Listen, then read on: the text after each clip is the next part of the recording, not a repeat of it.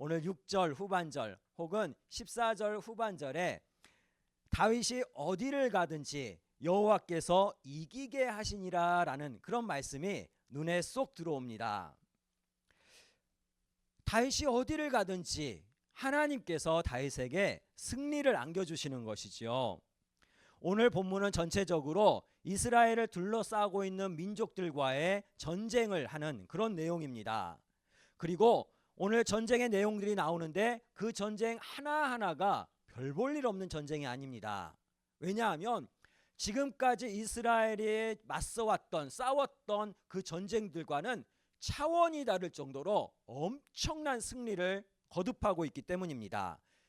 그야말로 압도적인 승리이지요. 어떤가요?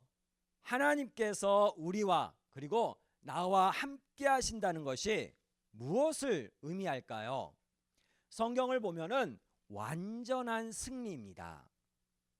내가 살아가는 동안 나를 짓누르고 나를 부자유하게 하는 그런 원수들이 다 나가 떨어진다고 할 때 얼마나 통쾌할까요?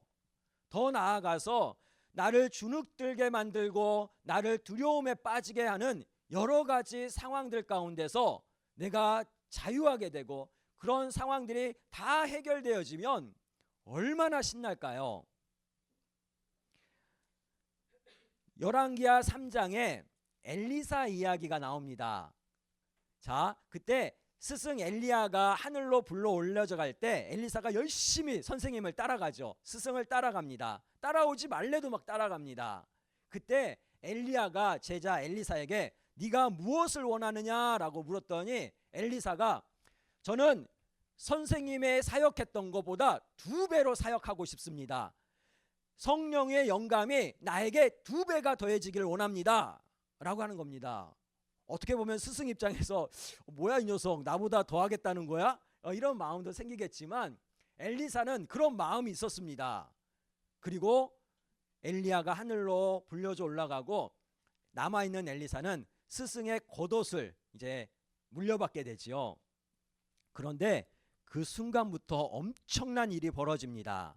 엘리사가 스승의 겉옷으로 요단강을 탁탁 치니까 어떻게 되나요? 요단강이 갈라져 버립니다. 그때 엘리사가 뭐라고 말하냐면 엘리야의 하나님 여호와는 어디 계십니까? 라고 소리치면서 옷을 흔든 겁니다. 또 더 나아가서 여리고에 갔더니 여리고 사람들이 엘리사에게 다가와서 여리고의 물이 너무 안 좋아서 농사를 지을 수가 없습니다. 농작물이 다 망쳐집니다. 그랬더니 엘리사가 소금을 가져다가 물에다가 조금 던지면서 말을 합니다. 여호와의 말씀이 내가 이 물을 깨끗하게 바꿔놨으니 2번 다시 농사에 실패할 일이 없을 것이다 라고 합니다. 그렇게 선포하자 물이 바뀌어버립니다. 이것도 대단하지요. 또 다른 일도 바로 이어져서 나타나는데 이 엘리사가 베델로 이제 올라가는데 그 동네 젊은 청년들이 나와가지고 엘리사가 대머리였나 봅니다. 놀립니다. 조롱합니다.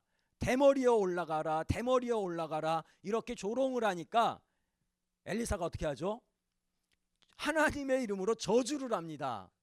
저주를 하는데 저주하고 그 저주가 끝나자마자 무슨 일이 일어났을까요? 수풀에서 암곰 2마리가 나타나서 그 청년들 중에 42명을 그 자리에서 찢어 죽입니다. 엄청나지 않나요?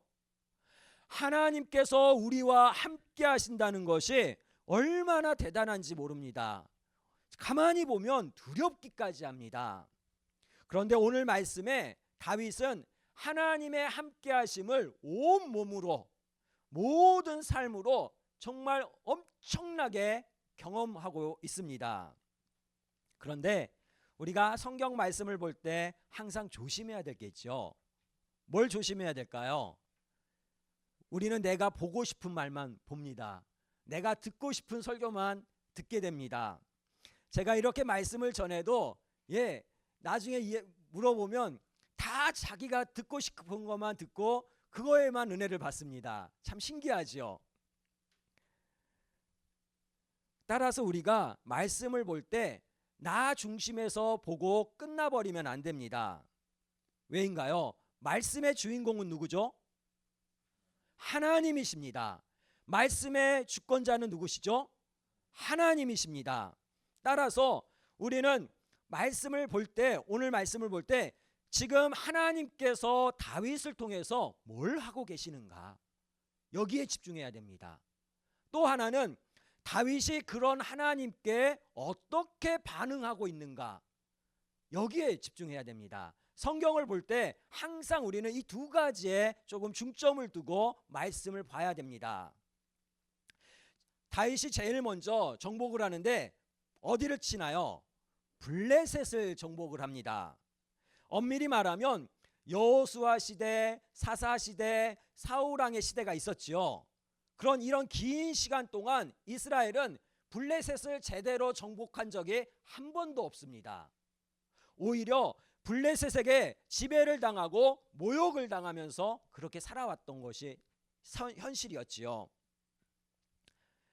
일례를 보면은 이스라엘에서 농기구, 철제 농기구가 망가지면 어떻게 했죠? 그 곡괭이 망가지면 이스라엘에서는 이 곡괭이를 고칠 수가 없습니다. 그래서 이 곡괭이 들고 어디로 가요? 블레셋으로 가서 이것 좀 고쳐주십시오 하고 수리를 받아가지고 왔습니다. 블레셋이 철저하게 이스라엘의 철 기술을 막았고 허용하지 않았기 때문에 벌어진 일이었습니다. 그런데 오늘 1절 어떻게 시작하나요? 그 후에 다윗이 블레셋 사람들을 쳐서 항복을 받고 블레셋 사람들의 손에서 메덱 암마를 빼앗으니라. 메덱 암마라는 말은 가장 중요한 성읍, 수도를 말합니다. 따라서 블레셋은 여러 성이 하나가 되어서 서로 협력하면서 그 세력을 유지했는데 크게는 5개의 성입니다. 그 중에서 모성, 가장 강력한 성이라고 할 수 있는 성이 가드였습니다. 즉 메덱 암마라는 것은 다윗이 가드를 빼앗았다라는 겁니다. 그런데 가드 하면 다윗과 뭐가 많죠? 인연이 참 많습니다. 다윗이 때려 죽인 골리앗의 고향이 가드입니다. 또 급해서 도망가서 미친 척하고 살아나왔던 것도 가드입니다. 나중에 다윗을 불쌍해서 받아줬던 이 아기스 왕이 통치했던 곳이 가드입니다. 이 가드, 그런데 오늘 다윗은 이 블레셋을 철저하게 정복하고 속국으로 만들어 버립니다. 이스라엘이 블레셋을 정복했다라는 것은 이스라엘의 왕국이 정말 왕국다운 왕국이 되었다라는 그 첫걸음입니다. 두 번째는 다윗이 어디를 공격하죠? 모압을 공격을 합니다. 한때 모압이 도망칠 때 모압에 도피한 적이 있었죠. 그리고 자기 부모님을 모압 왕에게 맡겼던 그런 일이 있습니다. 어떻게 보면 개인적으로는 모압에게 신세를 졌습니다. 그런데 오늘 말씀 2절 말씀을 보면 다윗이 정말 모압을 대할 때 피도 눈물도 없이 대합니다. 자, 다윗이 또 모압을 쳐서 그들로 땅에 엎드리게 하고 줄로 재어 그 2줄 길이의 사람은 죽이고 1줄 길이의 사람은 살리니 모압 사람들이 다윗의 종들이 되어 조공을 드리니라. 이게 지금 무슨 내용인가요? 다윗이 모압을 항복시켰습니다. 그리고 많은 군대 포로를 잡은 겁니다. 그리고 긴 줄을 띄는 거죠. 사람들이 몰려 있으면 긴 줄을 떼어가지고 그 줄의 3분의 2 지점에 있는 사람들은 어떻게 하죠? 죽입니다. 그리고 3분의 1 지점에 있는 사람은 살려줍니다. 그렇게 줄을 띄어가면서 죽이고 살리고 죽이고 살리고를 한 겁니다. 생각해 보십시오. 상상만 해도 굉장히 공포스럽고 잔인한 일입니다. 다윗이 왜 이렇게까지 했을까요? 크게 보면은 모압이라는 민족을 유지하면서도 모압의 군사력이 빨리 회복되는 것을 방지한 것이지요. 이렇게 해서 모압은 다윗 왕에게 조공을 바치는 이스라엘의 속국이 됩니다. 세 번째는 이제 어디를 치나요? 소바를 칩니다. 예, 맞습니다. 아람입니다. 지도를 한번 보여주실래요? 지도가 있나요? 소바가 어디냐면 보이시나요? 소바가 잘 안 보이시죠? 예, 여기 있습니다. 여기 소바, 아람 소바.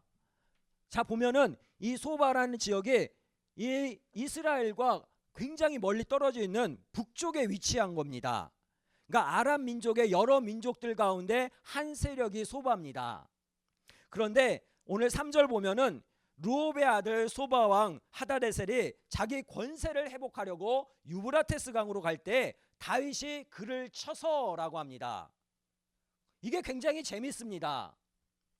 보면은 예루살렘에 있는 다윗이 이 북쪽에 있는 소바 왕이 어디를 치러 갔어요? 소바 왕이 유브라테스 강으로 지금 진군해 가는 겁니다. 그런데 이 예루살렘에 있는 다윗이 이 먼 거리까지 쫓아 올라가서 소바 왕을 친 겁니다. 아니 왜 이렇게까지 하나요? 하다데셀이 유다를 공격한 게 이스라엘을 공격한 게 아닙니다. 자기 세력을 확장하려고 북진을 한 것이지요. 자, 그런데 굳이 뒤따라가서 이렇게 칠 필요가 있을까요? 오늘 말씀 보면 이 소바의 병력이 보통 병력이 아닙니다. 어마어마한 병력입니다. 근데 왜 굳이 이렇게까지 하는 걸까요? 크게 보면은 다윗의 정보력이 엄청나다라는 것이죠. 가까이에 있는 주변 민족들의 상황만 파악하고 있는 것이 아니라 멀리 떨어져 있는 민족들의 상황, 정세까지 다 파악을 하고 있는 겁니다. 왜인가요? 이 하다데셀이 북쪽을 평정하고 나서는 그 다음에 어디죠? 남쪽 이스라엘로 내려올 수밖에 없기 때문에 이걸 미연에 방지를 하는 겁니다. 다윗이 지금 그냥 막 움직이는 게 아니라는 것이죠. 그리고 오늘 전쟁의 결과를 보면은 소바왕 하다데셀에게서 병력을 탈취하는데 마병이 몇 명이에요? 1700명, 보병이 2만 명입니다. 이걸 어떻게 해요? 이거를 사로잡은 겁니다. 사로잡은 거. 엄청난 것이죠. 그리고 병거에 100대 병거에 말만 남기고 나머지 말들은 발의 힘줄을 다 끊어버립니다. 그런데 병거 100대가 아니라 원래는 1000대를 압수한 겁니다. 오늘날로 치면 탱크 1000대를 그냥 빼앗은 겁니다. 탱크 1000대를 빼앗고 100대만 남기고 900대 엔진을 다 파괴해버린 것이죠. 아니 멀쩡한 말들의 힘줄은 왜 끊는 겁니까? 내가 만약 다윗이라면 탱크 1000대를 내가 확보를 했습니다. 어떻게 하실 건가요? 예, 객관식입니다. 1번 병거 1000대를 내가 다윗의 병거 부대로 재편성한다. 2번 나는 다윗보다 더 심하게 나머지 그 100대도 다 파괴한다. 어떻게 하실 건가요? 혹시 2번 있나요? 대부분 1번이죠. 다윗은 근데 900대 엔진을 파괴하고 100대는 남겨놨습니다. 아니 왜 그러는 걸까요? 오늘 다윗의 그런 행동을 하나하나 살펴보면 다윗이 굉장히 잔인합니다. 그런데 절제된 행동을 또 하고 있습니다. 왕이라면, 일반적으로 왕이라면 더 나은 무기 체계를 내가 확보하고 있는 것이 더 마음이 편하고 든든하지요. 그런데 다윗은 그렇게 하지 않습니다. 다윗이 왜 그러는 걸까요? 근데 이 자리에 있는 우리 성도님들은 다 1000대를 갖겠다고 하셨습니다. 왜 그러시는 건가요? 힘을 갖기 위해서. 다윗은 지금 자신의 꿈과 야망을 향해 달려가고 있는 것이 아닙니다. 철저하게 하나님의 일꾼으로 사역하고 있는 겁니다. 자, 넘어가서 네 번째는 누군가요? 하닷에셀을 도우러 온 다메섹에 살고 있었던 아람 사람들입니다. 하닷에셀을 도우기 위해서, 같은 민족이니까 도우기 위해서 올라왔습니다. 근데 어떻게 되나요? 22,000명이 죽습니다. 그리고 다윗이 내려오면서 다메섹에다가 수비대를 놔둬서 속국으로 만들어 버립니다. 자, 그리고 다섯 번째는 누군가요? 좀 건너뛰어서 13절에 에돔이 나옵니다. 다윗이 그 에돔을 소금 골짜기, 그러니까 지금으로 치면 사해 끝자락, 남쪽에 있는 끝자락에 있는 골짜기, 그 소금 골짜기에서 에돔과 싸웁니다. 여기서 에돔과 싸워서 큰 승리를 거둡니다. 보면은 에돔 사람 18,000명을 쳐 죽이고 돌아와서 명성을 떨치니라 라고 합니다. 다윗이 팔레스타인의 중부, 그리고 북부, 그리고 남부를 다 평정을 한 겁니다. 남쪽에 에돔만 평정한 게 아니라 그 남쪽에서 또 돌아다니는 아말렉까지 사실은 다 쳐부신 겁니다. 그리고 에돔 전역에 수비대를 두어서 굴복을 시키지요. 여기서 보면 다윗이 굉장히 치밀합니다. 왜냐하면 다른 곳과는 달리 에돔은 에돔 전역에 수비대를 둔다고 하는데 이유가 있습니다. 에돔 지역이 골짜기, 바위 지역이기 때문에 한번 숨어 들어가면 쫓아갈 수가 없습니다. 정복할 수가 없습니다. 그래서 에돔이 소바 골짜기로 나왔을 때 이걸 제압해 가지고 바로 들어가서 그 전역을 싹 정복을 해버린 겁니다. 그리고 이 승리의 끝자락마다 오늘 말씀 6절 후반절, 14절 후반절에 보면 뭐라고 기록되어 있죠? 예, 다윗이 어디로 가든지 여호와께서 이기게 하시니라, 여호와께서 승리하게 하셨다라고 합니다. 하나님께서 다윗이 가는 곳곳마다 다윗에게 승리를 안겨주셨다라는 것이죠. 그런데 잘 봐야 됩니다. 다윗이 뭔가를 열심히 하고 있는 것 같은데 더 크게 보면 지금 누구의 뜻이, 누구의 약속이 이루어지고 있는 거죠? 하나님의 뜻, 하나님의 약속이 이루어지고 있는 겁니다. 바로 다윗 너의 나라와 왕권을 내가 견고하게 해주겠다라는 하나님의 언약이 성취되고 있는 겁니다. 그리고 중요한 것, 우리가 두 번째로 집중해야 될 것이 있다고 했죠. 여기에 대해서 다윗이 하나님께 어떻게 반응하고 있느냐입니다. 앞에서도 언급했지만 오늘 다윗은 때로는 굉장히 잔인합니다. 그리고 때로는 굉장히 치밀합니다. 그와 동시에 자신의 행동에 절제를 합니다. 먼저는 이스라엘 왕국의 위협이 되는 요소들을 제거할 때는 인정사정 없이 다 제거합니다. 치밀하게 제거합니다. 왜인가요? 이것이 하나님의 뜻이고 이것이 하나님의 약속이고 그리고 이것이 왕이 해야 될 일이었기 때문에 그리 한 겁니다. 두 번째는 그와 동시에 철저하게 다윗은 하나님을 의지하고 하나님 안에 머물려고 무던하게 애를 쓰고 있다라는 겁니다. 이 부분이 쉽지가 않습니다. 왜 그렇죠?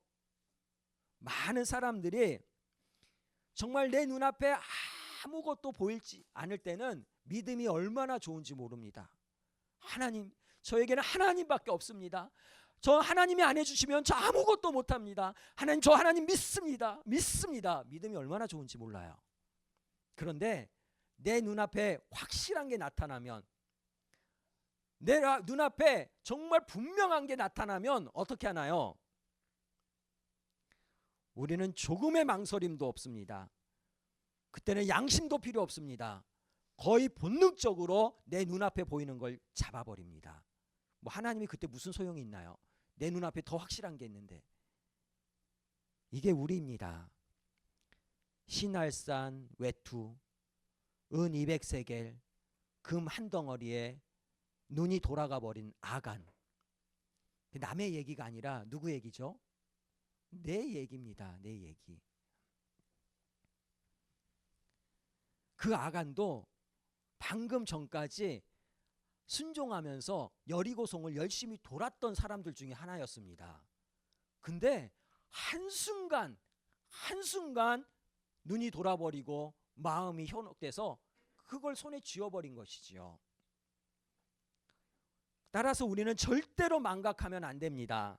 지금 나의 삶이 하나님의 은혜로 되는 삶이라는 이 사실을 잊어버려서는 안 됩니다. 그와 동시에 하나님의 뜻이 이루어지는 것에 내가 쓰임받고 있다라는 이 사실도 잊어버려서는 안 됩니다. 나는 하나님의 은혜로 살아가는 사람이요, 나는 지금 하나님께 쓰임받고 있는 사람이라는 이 사실을 놓쳐서는 안 됩니다. 그럼에도 불구하고 간혹 우리가 눈이 돌아가서 나도 모르게 시내산 외투를 집어들고 또 은덩이 금덩어리를 손에 쥐고 있을 때가 있습니다. 우리가 그렇습니다. 연약한 존재들이죠. 어떻게 해야 될까요? 바울처럼 따라해 보시죠. 이건 똥이다. 진짜 똥이다. 빨리 떨쳐버려야 됩니다. 아쉬워하거나 그리워하면 끝난 겁니다. 이건 아닌데 하면 바로 버려야지. 이건 아닌데 하면서 그래도 뭐가 좀 있는, 이건 끝난 겁니다. 똥을 아쉬워하면서 뒤돌아보면 될까요? 안 될까요? 예, 아침마다 자기 똥 10분 이상 감상하시는 분 있나요? 돌아보지 않습니다. 그리해야 됩니다. 돌아보면 롯의 아내처럼 소금 기둥이 되는 것이지요. 이어서 다윗은 하나님 앞에 얼마나 충성된 일꾼인지, 그리고 얼마나 자기 자신 그 주제 파악을 확실하게 하고 있었는지 이어지는 말씀이 알려주고 있습니다. 다윗이 전쟁에서 승리를 하면 할수록 뭐가 쌓여가죠? 명예가 쌓여가요. 또 재물이 쌓여가요. 전리품들이 쌓여가죠. 명성과, 여기서 보면 에돔을 제거하고 올라서 명성을 얻었다라고 하잖아요. 어마어마한 영광과 어마어마한 재물, 전리품들이 다윗에게 들어온 겁니다. 그런데 오늘 다윗이 이 전리품을 어떻게 처리하는지 잘 기록하고 있습니다. 7절 8절 말씀 보면은 다윗이 하다데셀의 신복들이 가진 금방패를 빼앗아 예루살렘으로 가져오고, 또 다윗 왕이 하다데셀의 골 베데와 베로데에서 매우 많은 옷을 빼앗은지라. 자, 금방패 얼마나 멋있을까요? 예, 우리는 금 몇 그램에도 막 이렇게 마음이 흔들리는데, 방패입니다. 방패, 금으로 만든 이따만한 방패. 이거를 보고도 못 본 척 하실 분 계신가요? 놋도 이 당시에는 굉장히 중요한 금속입니다. 그 이 놋을 매우 많이 확보를 한 겁니다. 이 양이 어마어마합니다. 왜냐하면 나중에 솔로몬이 성전에 놋기둥을 할 때 놋기둥 2개, 그리고 놋대접, 놋그릇 다 이 다윗이 탈취한 걸로 전리품으로 만든 겁니다. 다윗에게 전리품만 있나요?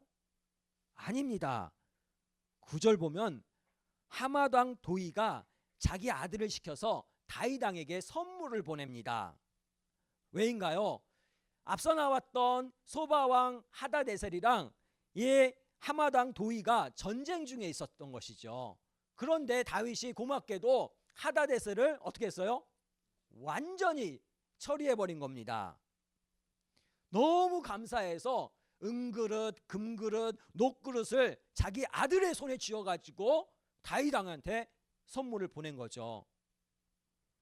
자, 자기의 원수를 제거한 사람에게 선물 보낼 때 그냥 일반적인 그릇들 보낼까요?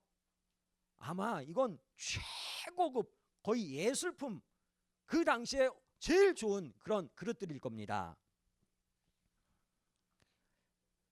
내가 만약 이런 선물을 받았다면 어떠실 것 같습니까? 나의 명성이 확 올라간 거죠. 이 선물 어떻게 처리하실 겁니까? 객관식입니다. 이 기회에 아침, 점심, 저녁 식기를 새롭게 바꾼다. 금그릇, 은그릇, 녹그릇으로. 2번, 집에 가서 아내들에게 자랑하고 폼나게 선물로 하나씩 준다. 3번, 공을 세운 부하들에게 하사품으로 내려준다. 어떻게 하실 겁니까? 내가 다윗이라면. 3번, 부하들 관리에 힘을 쓰겠다. 1번, 2번, 3번. 금그릇은 내가 갖고, 은그릇은 아내들 주고, 녹그릇은 부하들 주고. 다윗이 어떻게 하나요? 오늘 11절 12절 말씀 보십시오. 다윗 왕이 그것도 여호와께 드리되 그가 정복한 모든 나라에서 얻은 은금 곧 아람, 모압, 암몬, 블레셋, 아말렉에서 얻은 것들, 그리고 소바왕 로베 아들 하닷에셀에게서 노력한 것들 다 하나님께 드립니다. 전쟁에서 얻은 모든 전리품들, 선물로 받은 그 은그릇, 녹그릇까지 모두 그것도 하나님께 다 드립니다. 왜인가요? 반복되지만 다윗은 누가 주인공인지, 누가 주관자인지를 분명하게 알고 있었기 때문입니다. 이 전쟁은 내가 주인공이 아니고 내가 주관자가 아니라는 것이죠. 이 전쟁의 주인공은 하나님이시고 이 전쟁의 주관자도 하나님이심을 다윗은 너무나도 잘 알고 있었기 때문에 그것을 중간에 가로챌 수가 없는 겁니다. 따라서 내 인생, 내 영광에 빠지면 안 됩니다. 우리는 항상 하나님의 영광 안에 머물러야 되고 하나님의 뜻 안에 머물러야 됩니다. 이어지는 말씀은 다윗 왕국의 조직도입니다. 다윗이 이제 왕국의 조직을 탄탄하게 이제 갖추는 것이죠. 사람을 임명하는 겁니다. 요압을 군대 장관으로, 여호사밧을 사관으로, 그리고 스라야를 서기관으로, 그리고 제사장을 사독과 아히멜렉으로, 더 나아가서 브나야를 경호대장으로, 자기 아들들을 대신들로 이렇게 조직을 꾸립니다. 이 조직을 보면서 뭐야 이거, 자기 친척에다가 아들에다가 지인들 다 껴있네, 자기들끼리 다 해먹네, 이렇게 생각하시면 곤란합니다. 가만히 보시기 바랍니다. 다윗이 자기 주변에 역사를 기록하는 사관을 배치합니다. 그리고 하나님 말씀을 필사하고 연구하는 서기관을 두는 겁니다. 더 나아가서 하나님의 뜻을 묻고 알리는 제사장을 2명이나 둡니다. 뭔가요? 다윗이 내 맘대로 이 나라를 다스리겠다는 것이 아닙니다. 정직하게 하나님의 뜻대로 이 왕의 직분을 수행하겠다라고 지금 천명하고 있는 겁니다. 그게 15절에 나옵니다. 다윗이 온 이스라엘을 다스려 다윗이 모든 백성에게 정의와 공의를 행할세라고 합니다. 다윗은 하나님의 약속과 하나님의 뜻대로 이스라엘을 다스린 겁니다. 자기가 왕이라고 자기 마음대로 한 게 아닙니다.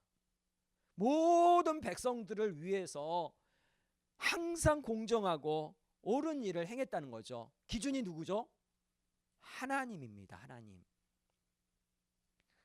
우리가 살다 보면은 많은 사람들이 계속 성공하고 계속 승리하다 보면은 점점점 변하게 됩니다. 아나무인이 되고 더 폭력적이 되고 그러다가 결국에는 망가지는 것이지요. 물론 다윗도 뒤에 가면 실수합니다. 하지만 오늘 본문 현재로서는 계속되는 승리 속에서도 다윗은 선을 넘지 않고 균형을 지금 유지하고 있다라는 겁니다. 이게 정말 쉬운 일이 아닙니다. 가장 완벽했던 인간 누구죠? 우리의 조상 아담이 있었죠. 가장 완전한 인간 아담. 이 아담도 자신의 어리석음과 탐욕과 그런 착각으로 선을 넘어버렸습니다. 하나님이 하나님 되고 사람이 사람 되는 이 선악을 알게 하는 이 나무, 이 선을 넘어가 버린 겁니다. 우리도 마찬가지입니다. 하나님이 함께 하심의 의미를 착각해서는 안 됩니다. 다윗이 어디로 가든지 여호와께서 이기게 하시더라 해서 다윗이 자기 마음대로 돌아다니고 하나님께서는 그 뒤쫓아다니면서 그걸 책임져 주시고 이기게 하신 것, 이게 아니라는 겁니다. 오늘 말씀을 보면 다윗은 철저하게 하나님의 약속을 받은 자로서 하나님의 선한 도구로 그렇게 뛰어다닌 것이지요. 중요한 것은 깨어있는 의의 도구가 돼야 됩니다. 깨어 있어야 됩니다. 이사야 10장에 보면은 제정신이 아닌 물건들이 나옵니다. 잘 아실 겁니다. 이사야 10장에 보면은 도끼가 어찌 자기에게 스스로 자랑하겠으며 톱이 어찌 켜는 자에게 스스로 큰 채 하겠느냐. 막대기가 자기를 드는 자를 움직이려고 하고 몽둥이가 나무가 아닌 사람을 들려고 하겠느냐 라고 지금 비꼬는 말이 나옵니다. 이스라엘 사람들이 하나님을 그렇게 쥐고 흔들려고 했다는 것이죠. 하나님 앞에서 쓰임받는 도끼랑 이런 톱이 자기가 더 큰 소리 내고 하나님을 쥐고 흔들려고 했던 것이죠. 주객이 전도되면 안 됩니다. 하나님께서 가나안 땅 앞에서 주저하고 두려워하고 있었던 여호수아에게 뭐라고 말씀하시나요? 우리가 잘 알고 있습니다.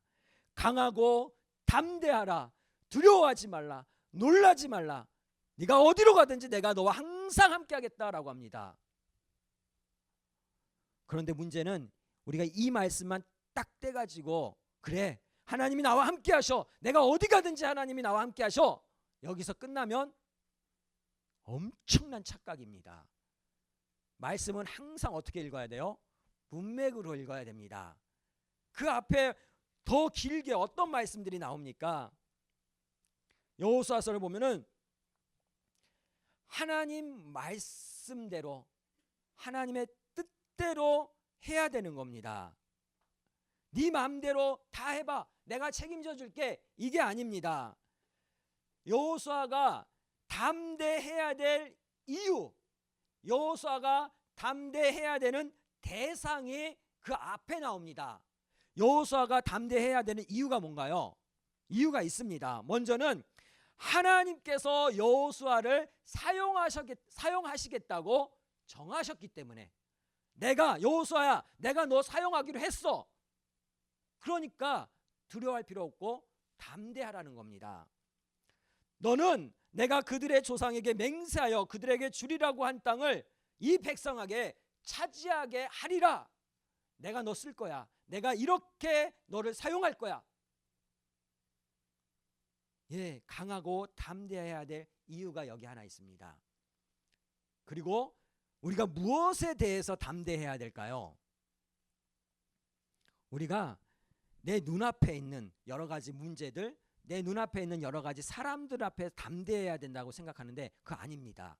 말씀을 자세히 보면은 우리가 담대해야 되는 대상이 나오는데 바로 하나님 말씀대로 하나님 뜻대로 하는 것에 대해서 담대하라는 겁니다. 오직 강하고 극히 담대하여 나의 종 모세가 내게 명령한 그 율법을 다 지켜 행하고 우로나 좌로나 치우치지 말고 그리하면 네가 어디로 가든지 형통하리라. 다른 게 아닙니다. 하나님 말씀을 지킬까 말까 그게 아니라 하나님 말씀을 지키는 데 담대하라는 겁니다. 의심하지 말라는 겁니다. 거기서 망설이지 말라는 겁니다. 하면 되는 겁니다. 묻겠습니다. 하나님이 나와 함께 하심을 믿으시나요? 예, 의심하실 필요 없습니다. 왜냐하면 예수님이 바로 하나님이 나와 함께 하신다는 임마누엘 언약의 징표입니다. 그와 동시에 하나님께서는 우리를 세상의 소금과 빛으로 복음의 향기로 쓰시기로 작정하셨습니다. 내가 예수 믿어지는 이유가 그 이유입니다. 문제는 나입니다. 나. 그래서 우리가 살아가면서 혹시 내가 지금 하나님과 상관없이 너무 바쁘게 살고 있지는 않은지, 내가 많이 분주하고 뭐가 막 이렇게 마음이 급한데 그 급한 걸 한번 헤집어 보면 하나님이 그게 계신지 안 계신지 우리가 그걸 좀 따져봐야 됩니다. 그와 동시에 지금 내가 살아가고 있는데 하나님의 말씀이 나의 기준인지 아니면 나의 유익과 즐거움이 나의 기준으로 되어서 살아가는지 이것도 체크를 해야 됩니다. 그리 살아간다면 지금 나는 제정신으로 살아가고 있는 게 아닙니다. 온전한 믿음의 사람들은 이 세상을 객기로 살아가는 것이 아니라 하나님 말씀으로 살아가는 겁니다. 하나님이 내 삶의 주권자요 기준이 되어야 됩니다. 그리고 하나님 말씀 앞에 충성하고 하나님 말씀 앞에 항상 겸손하고 그리고 절제하는 삶을 살아가야 됩니다. 더 나아가 하나님 말씀대로 하는 것에 담대해져야 됩니다. 그래서 우리 그 교회 모든 성도님들이 하나님의 공의와 사랑의 도구로 형통하시기를 주님의 이름으로 축복합니다.